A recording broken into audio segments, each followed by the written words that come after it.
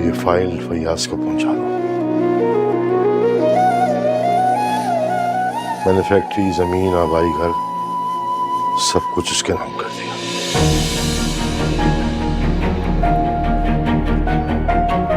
पिछले 24 साल से जो धोखे से अपने नाम किया था वो, और जो बाकी रह गया वो, ये सब करके अपने गुनाहों की तलाफी करने की कोशिश की है।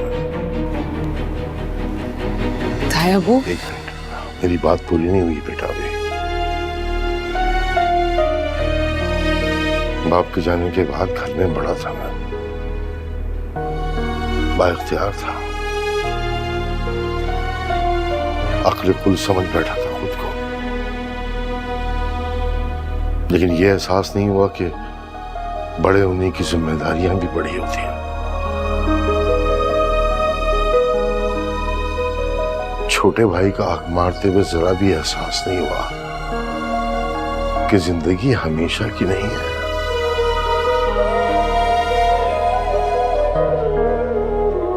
मरना भी होता है, मरने के बाद जवाब भी देना पड़ता है। मौत को इतने करीब से देखा तो पता चला कि मौत तो हर वक्त हमारे ताक़ुब में रहती है। बस उसी ने ये फैसला कर लिया कि सब हिसाब किताब सही करना होगा, ताकि आखिरत में भी हिसाब देने में आसानी हो। जाओ बेटा, इससे पहले कि वो अपनी दुकान न बेच दे, जाओ। जी।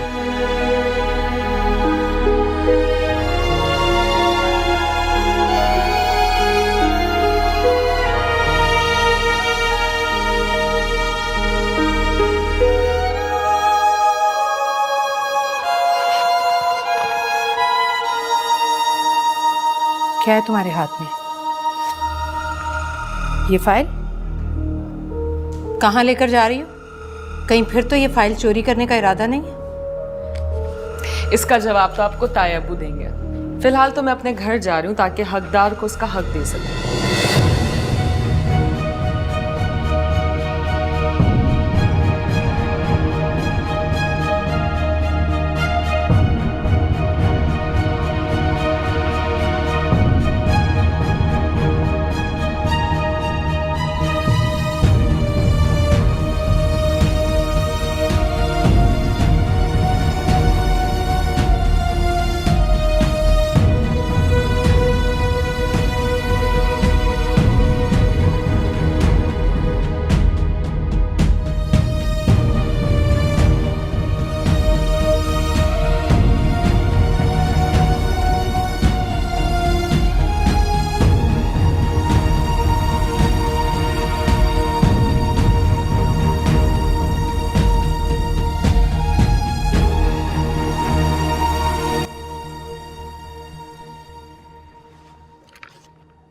तुमने फिर कोई बात की भाईजान से? मैंने कुछ नहीं कहा अबू। तायाबू का ज़मीर जाग गया।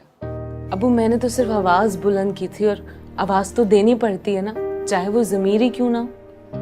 इफ़रा, बेटा क्या करती फिर रही हो? मैंने कुछ नहीं किया अम्मी, मैंने तो सिर्फ उन्हें एहसास दिलाया कि किसी का हक मार लेना कितना बड़ा गुनाह है। बेटा,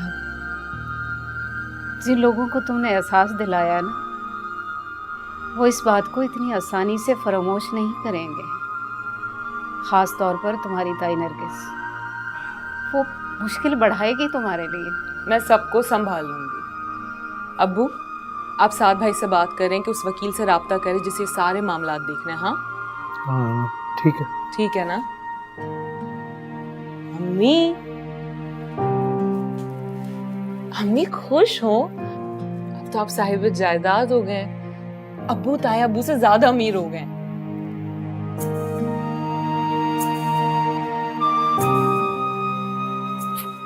बच्चा, मुझे और तुम्हारे अब्बू को तुम्हारी खुशी ज्यादा अजीज है। पता नहीं क्यों मुझे लगता है कि तुम्हारी इस हरकत के बाद तुम उस घर में खुश नहीं रह पाओगे। मुझे खुश रहना आता है, अब कोई मुझे ना खुश करे इतनी किसी में हिम्मत नहीं है। अबू अब हम अम्मी का किसी महंगे हॉस्पिटल में इलाज कराएंगे। हाँ इंशाल्लाह। इंशाल्लाह।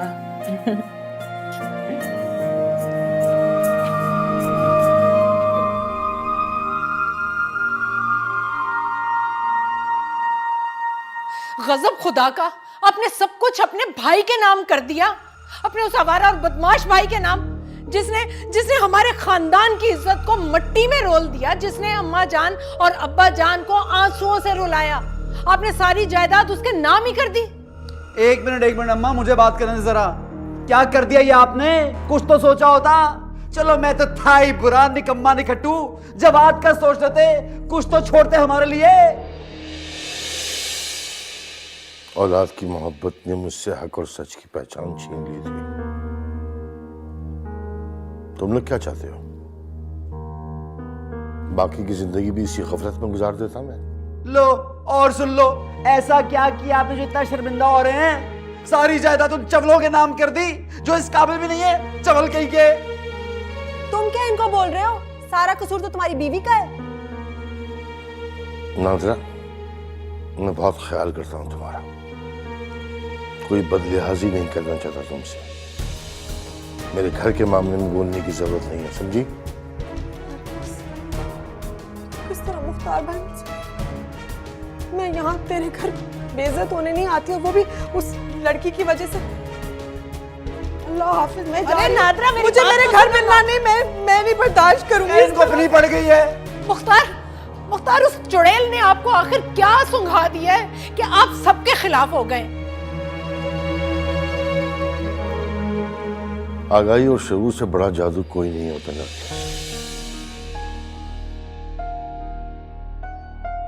मैं भी यही सोचता था कि शायद इसी तरह की जिंदगी है, ऐसा ही सब कुछ होता है, लेकिन नहीं, असल जिंदगी तो अभी आनी है, जहां चाहकर भी हम अनजान नहीं बन सकते। हमारा नामाए अमाल हमारे सामने खोल कर रख दिया जाएगा, तो क्या करेंगे हम? लो, तुम्हारे बाप का दिमाग तो हो गया खराब, लेकिन राशिद तुम अपनी बेगम का दिमाग दुरुस्त करो, और इतनी आसानी से ये सारी जायदाद मैं हजम नहीं करने दूंगी। हाँ,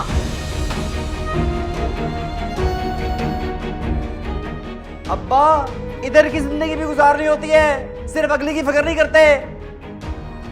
छोड़ूंगा नहीं अपनी बीवी को, तो मैं देख लेता हूं उसको भी।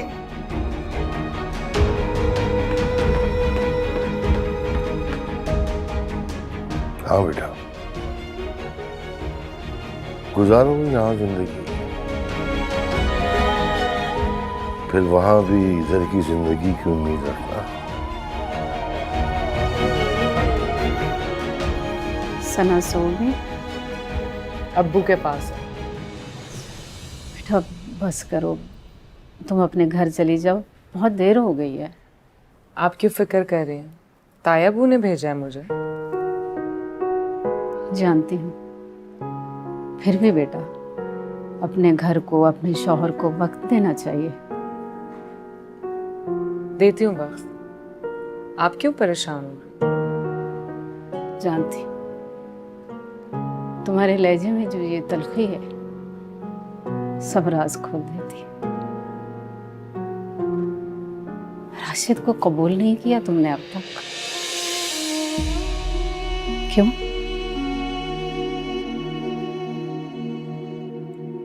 कोई वजह ही नहीं है।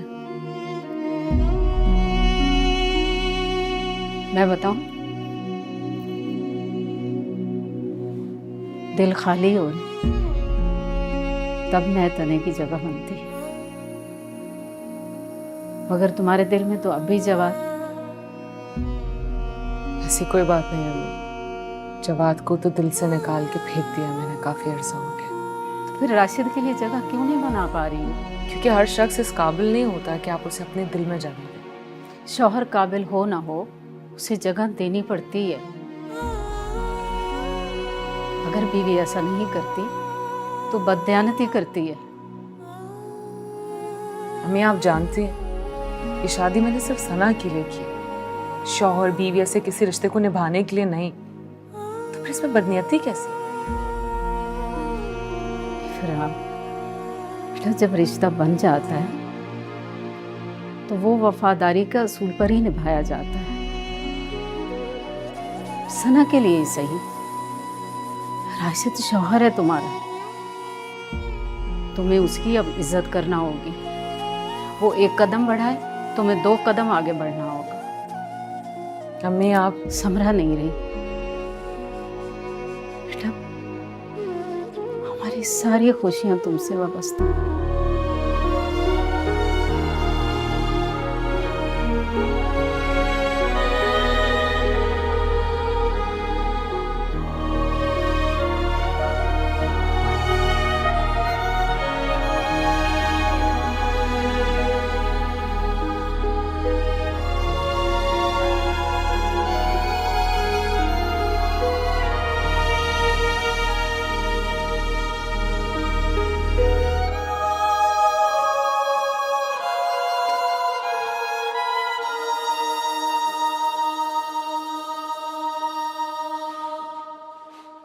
आ गई अपने आवारा बाप को करोड़पति बनाकर। अब भी आप मेरे बाप को बातें सुना रही हैं। मुझे तो लगा कि शर्मिंदगी के बायस आपके पास अल्फाज ही नहीं होंगे, नदामत आपको गुंगा कर देगी, लेकिन नहीं। जिनके नसीब में हिदायत नहीं लिखी होती उन्हें नहीं मिलती। बड़ी बड़ी बातें कर रही हो तुम, मगर ये मत भूलो तुम आज भी राशिद की बीवी हो। वो तुमसे सना को छीन कर तुम्हें घर से बाहर धकेल सकता है, और अगर ऐसा हो गया तो तुम्हारी बीमार लाचार दिल की मरीजा माँ सहार नहीं सकेगी। हारा हुआ इंसान कुछ भी सोचता है, कुछ भी बोलता है। अभी आप यही कर रहे हैं।